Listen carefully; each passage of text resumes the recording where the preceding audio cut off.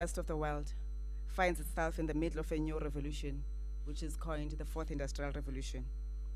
The Presidential Commission on the 4IR, which was established by President Ramaphosa, defines this revolution as being, and I quote, characterized by a fusion of smart technologies that is blurring the lines between the physical, digital, and biological spheres, collectively referred to as the cyber-physical systems that has a direct impact on smart business models. Colleagues, the 4IR creates opportunities to assist communities, businesses, policymakers, and citizens from all walks of life to harness converging technologies to design an all-inclusive, human-centric future. The actual opportunities for us are in looking beyond the technological advancements and come up with the innovative ways to give citizens the ability to positively impact their families, communities, and organizations. In order to empower all citizens of our country, it is essential for the Ministry of Communications and Digital Technologies to bridge the digital divide between the digital empowered and on the other side and the digitally deprived on the other. This challenge means that there must be no room for complacency and that we have to veer off into a territory of business unusual. Invariably so, our efforts must be geared towards ensuring that there's an all-inclusive growth, mainly in sectors such as the following: economic development, trade and industry, agriculture, infrastructure, labor, science and technology, higher education, basic education, health and communications. To this end, as you are aware, the ministry is tasked with the critical role of leading the country's response to the Fourth Industrial Revolution and therefore developing the policies and legislations that must create an enabling environment for South Africa to thrive in the Fourth Industrial Revolution. We have therefore embarked on a process of improving operational efficiency in our entities, informed by the fact that the Fourth Industrial Revolution is not a prediction of an imagined future, but an urgent call to action. The vision of the department is one premised on developing, spreading, and governing digital technologies such that we advance a collaborative, empowering, and sustainable foundation for socio-economic development. Accomplishing this vision remains the core challenge and great responsibility not only for the department, but all entities tasked with operational responsibility. We are therefore in the process of designing an optimal structure and institutional framework that will respond to our new mandate. Further, we have reviewed the portfolio capabilities and are taking into consideration the necessary steps to strategically align it with the overall digital technology strategy. As I unpack the responsibility of the department, key to it was ensuring that we come up with a digital transformation plan, which has the following components that I'll be talking to. We have therefore identified the following as the key drivers for digital transformation. Firstly, licensing of the high demand spectrum. As you know, that in July, the minister released the policy direction, and we are pleased to inform the nation that ICASA has issued consequently the information memoranda, which gives an opportunity for all those that wants to make submissions until the 31st of January. And of course, key to driving a digital transformed society is to ensure that the costs to communicate have been reduced. You have again seen the report by the Competition Commission, and as a department, we have ensured that we're engaging with the mobile operators in order to find the best ways of how we can then work together and make sure that our people get cheaper data costs and therefore are able to get the information that they're supposed to do. And this we do without interfering with the work of the regulators, both the Competition Commission and ICASA, which is an industry regulator, but as the policymaker that has to make sure that it brings all parties together for the benefit of the citizens. We are engaging all the parties concerned. The second thing, as I linked and mentioned, the issue of the spectrum. Key to it is fast-tracking the rollout of broadcasting digital migration, which everybody has been panicking about, that the country is not doing well. Recently, Cabinet has approved the delivery model that encompasses direct appointment of local decoder installers that are qualified and accredited, of which the second phase will include the rollout of IDTVs. In order to ensure the success of the project, the department is exploring alternative funding options. Of course, for the successful implementation of the revised BDM model, an administrator has been appointed at USASA. The name of Mr. Nyuye Nineva Ntuli was approved for a period of 24 months to make sure that we no longer delay the people of our country and the progress of releasing spectrum. Key to that, again, in terms of driving the digital transformation plan, is ensuring that we digitize government itself. Of course, crucial to that, an audit of current government IT spend is required, and therefore the interventions are in order to identify champions and priorities related to the ease of doing business and provision of crucial services to the citizens.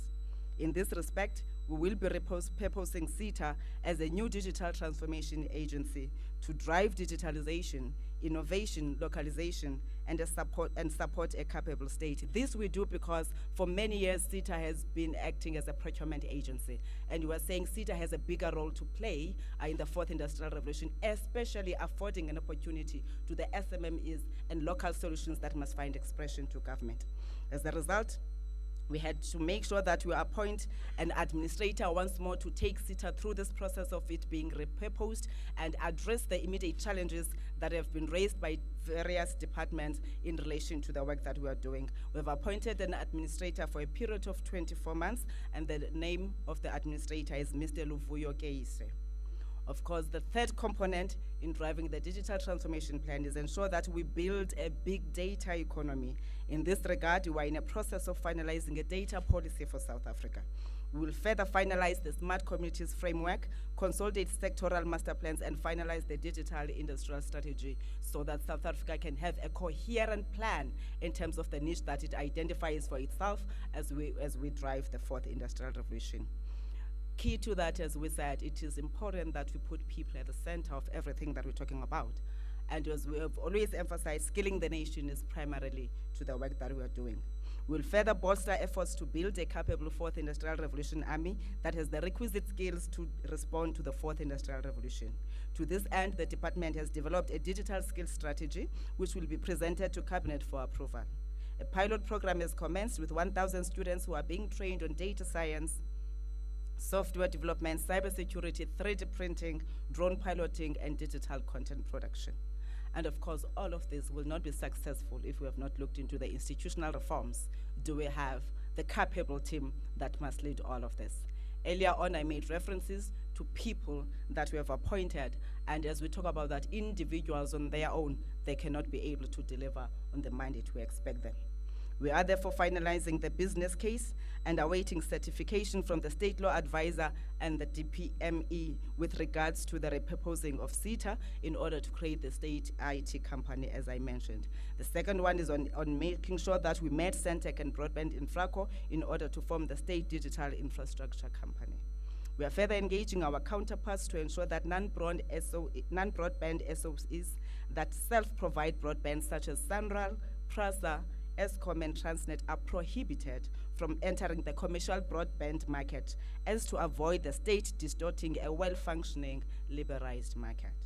We will also accelerate the repurposing of the Universal Service Fund into the into the 4IR fund.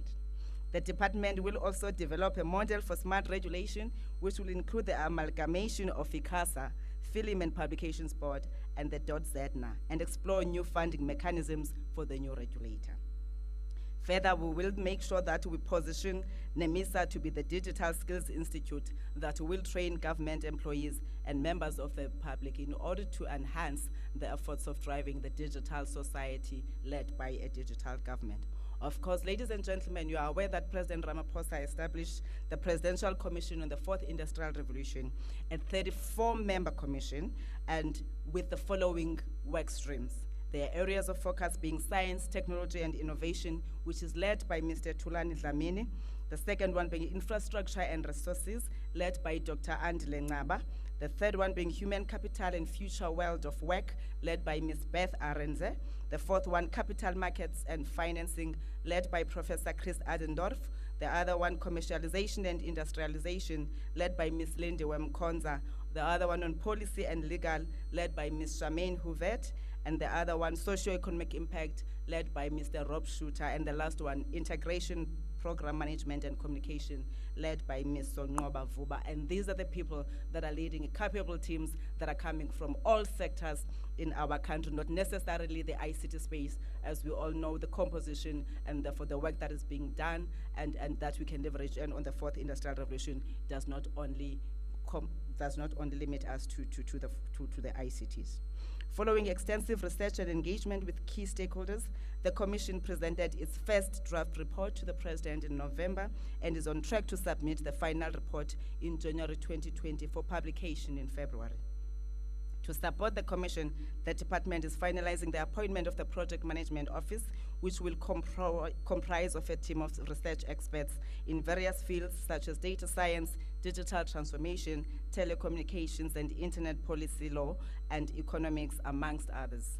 Of course, I mentioned earlier the appointment of the administrators of USASA and CETA, of which both will go with the appointment of a project management office in order to make sure that we beef up the capabilities of those entities. We further appointed, in order to fill in the vacancies of the board of Centec, which is our infrastructure company, which is a signal distributor to be specific. We've appointed the following individuals: Ms. Malande Tonjeni, Ms. Lisa Tele, Mr. Mkoli Sitsika, and Mr. Malizole Diko. These members are appointed until the remainder of the term, which talks to the finalization of the merger that we're talking about between BBI and Centec. Of course, we have a responsibility to build an informed, educated, and entertained nation. In this regard, we made an announcement in October, we've provided a sum of 3.2 billion to SABC in order to address its own challenges, of which by October, a sum of 2.1 billion was made available, with the outstanding 1.1 billion. And working together with the SABC, we have agreed that documents must be submitted by the 15th of January 2020 in order to release the remaining balance of 1.1 billion. Of course, ladies and gentlemen, you can't leave the South African Post Office, which on its own needs to be digitized. In terms of repurposing SAPO to take advantage of the thriving e-commerce and financial services environments, the organization is in the process of implementing its turnaround strategy, which focuses on several key interventions, including the launch of its e-commerce platform. Further, SAPO is in the process of finalizing MOU with Postbank in terms of the operational relationship going forward, following the separation of the two entities. As I conclude, it is worth emphasizing that one of the critical drivers in delivering better services as government is technology. The current and very fast shifts in digital technologies means South Africans' expectations for technology-enabled government services have risen. This unprecedented shift in expectations, which is linked to the financial pressure on government to transform and do more with less, introduces new opportunities to deliver improved results for our citizens, business, and even public servants. We will, as guided by legislation, be bringing more changes in a number of our agencies in order to unearth opportunities presented by the Fourth Industrial Revolution for the benefit of the citizens of South Africa. This is the work that is being led by the Presidential Commission, which advises government on all aspects. I take this opportunity to wish you a blessed festive period and a safe passage into the new year. Let us all be safe on the roads, buckle up, don't text and drive, and hashtag live beyond December. Thank you so much. Thank you, Minister, for that. Colleagues, we're going to have a minimum of 4 rounds. I'm going to ask that we're going to start in Pretoria and then move to Cape Town and then Pretoria again and then Cape Town if that is a necessity.